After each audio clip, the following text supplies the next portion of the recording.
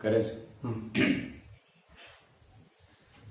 जगामध्ये अनेक संस्कृत्या, अनेक धर्म आहेत. त्या त्या प्रदेशाशी काही संबंध असतो, त्या त्या काळाशी संबंध असतो. आणि जगामध्ये काही देश असे आहेत की या वेगवेगळ्या संस्कृतीचे लोक तिथे जाऊन राहिलेले किंवा त्या संस्कृत्या तिथे पोचलेल्या आणि तिथल्या लोकांनी ती संस्कृती आत्मसात केलेली, धर्म आत्मसात केलेले, असे काही देश आहेत. काही देश असे पण आहेत की जिथे एकच प्रकारचे लोक राहतात, एकच विचाराचे लोक राहतात, एकच भाषा बोलणारे लोक राहतात. त्याच्यामध्ये आदर्श कुठला आणि कुठला वाईट वगैरे हा मुद्दा नाहीये. पण काही लोकांना मात्र असं वाटतं की राष्ट्र निर्माण करायचं असेल तर एक भाषा, एक धर्म, एक प्रकारचे लोक, एका वंशाचे लोक असणं हे गरजेचे आहे. आणि तशी मांडणी पूर्वी काही लोकांनी केलेली पण आहे. पण आधुनिक काळामध्ये जर बघितलं तर अशा देशांची कल्पना आपल्यासमोर येते. आणि सुदैवाने आपण ज्या देशामध्ये राहतो त्या भारत देशामध्ये इतकं वैविध्य आहे.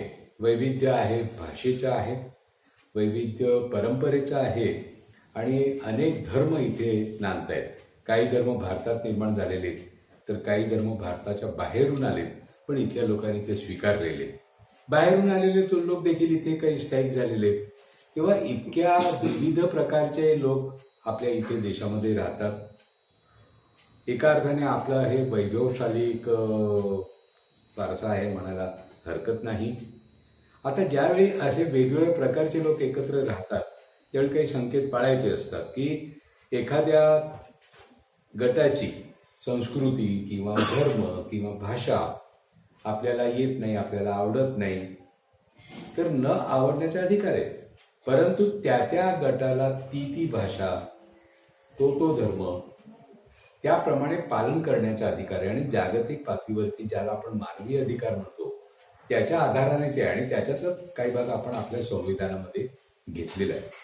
तेव्हा आपल्यापेक्षा वेगळी भाषा बोलणारे, आपल्यापेक्षा वेगळा धर्म धारण करणारे, आपल्यापेक्षा वेगळं खाणारे, वेगळे कपडे घालणारे, त्यांचं वेगळेपण मान्य करणं, त्याच्याविषयी आदर करणं, आणि आवडत नसतं तरी त्याचा जो अधिकार आहे त्या अधिकाराचा आदर करणं हे आपल्याला पाळायलाच पाहिजे. संकेताचा भाग आहे जागतिक पातळीवरती आणि एका अर्थाने तो मानवी अधिकाराचा देखील भाग आहे.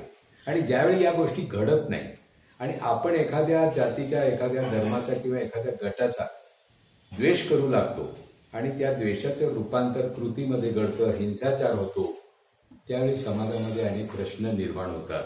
आणि आज आपला देश गेली काही वर्ष ज्या संकटातून जातोय त्याच्यामध्ये आपण हे बघतोय की काही वेळेला भाषेच्या आधाराने द्वेष निर्माण केला जातो, काही वेळेला जातीच्या आधाराने द्वेष निर्माण केला जातो, आणि मोठ्या प्रमाणामध्ये गेली काही वर्ष धर्माच्या नावाने द्वेष निर्माण करण्याची प्रक्रिया सुरू आहे.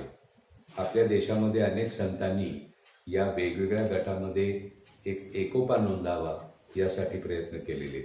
आणि स्वातंत्र्य संग्राम ज्यावेळी सुरू होता, ब्रिटिशांच्या विरोधात एक लढा सुरू होता, त्या लढ्यामध्ये देखील बहुतेक महत्त्वाचे जे नेते होते त्या सगळ्या नेत्यांनी या पद्धतीने वेगवेगळ्या धर्मातल्या लोकांना एकत्र आणण्याचा प्रयत्न केला. या स्वातंत्र्य संग्राम चालू असतानाच काही गट असेही होते की जे धर्माच्या आधाराने राजकारण करू पाहत होते. वेगळ्या धर्माचे लोक होते, कुठल्या एकाच धर्माचे होते असंही नाहीये. किंवा आपला जो वारसा आहे की ज्याच्या आधाराने आपण आपला देश स्वतंत्र केला, आपण घडवला, आणि संविधान देखील आपण इथे आपलं निर्माण केलं, या सगळ्या प्रक्रियेशी जोडले गेलेले जे आपले नेते आहेत त्या नेत्यांनी जी मांडणी केलेली आहे ती एका अर्थाने सांप्रदायिक सद्भावनेची मांडणी आहे. आणि आपल्या देशाला सांप्रदायिक सद्भावना याशिवाय गत्यंतर नाही, कारण की त्याशिवाय आपल्या देशामध्ये शांतता नांदणार नाही. प्रत्येक गटाला सुरक्षित वाटलं पाहिजे, कुठल्याही जातीचा असेल, कुठल्याही धर्माचा असेल, कुठल्याही भाषेचा असेल, किंवा स्त्री आणि पुरुष दोघांनाही सुरक्षित वाटलं पाहिजे. आणि सुरक्षित वाटणारा गट हाच विकासाच्या प्रक्रियेमध्ये सहभागी होऊ शकतो किंवा विकासाच्या प्रक्रियेमध्ये निदान अडथळा आणत नाही. ज्यावेळी एखादी संस्कृती दुसऱ्या संस्कृतीवर कुरघोडी करायचा प्रयत्न करते किंवा एखादा गट आपली संस्कृती दुसऱ्या गटावर आपली संस्कृती लादायचा प्रयत्न करतो त्यावेळी प्रश्न निर्माण होत आहेत. आणि आज आपण ज्या अवस्थेमधून जात आहोत ती अवस्था ती आहे. आणि याचा मुकाबला करायचा असेल याचा सामना करायचा असेल तर अतिशय शांततेने आपल्याला हे सगळं करावं लागेल. जगामध्ये जी वैविध्य आहेत ती सगळी विविधता आपल्या देशामध्ये आहे. ही विविधता मान्य करणं, आपल्यापेक्षा वेगळ्या गटाचे वेगळेपण मान्य करणं, त्याचा आदर करणं हे सहजीवनासाठी आवश्यक असलेलं तत्व आहे. आणि हे तत्व सगळ्यांनी स्वीकारलं, हे महत्त्वाचे स्वीकारणं. राज्यकर्त्यांची जबाबदारी, राज्यकर्त्या पक्षाची जबाबदारी याच्यामध्ये सगळ्यात जास्त असते. आणि आपण आशा करूयात की राज्यकर्ता पक्ष आज न उद्या त्या विचाराच्या पर्यंत पोहोचेल आणि द्वेषावर आधारित राजकारण थांबून एक सगळ्यांना जोडणारं, सगळ्यांना सामावून घेणारं, सर्वसमावेशक असं राजकारण करेल. त्याशिवाय आपल्याला पुढे जाता येणार नाही. किंबहुना जर द्वेषावर आधारित राजकारण असंच पुढे चालत राहिलं तर आपला प्रवास हा सर्वनाशाकडे जाईल अशी मला भीती वाटते.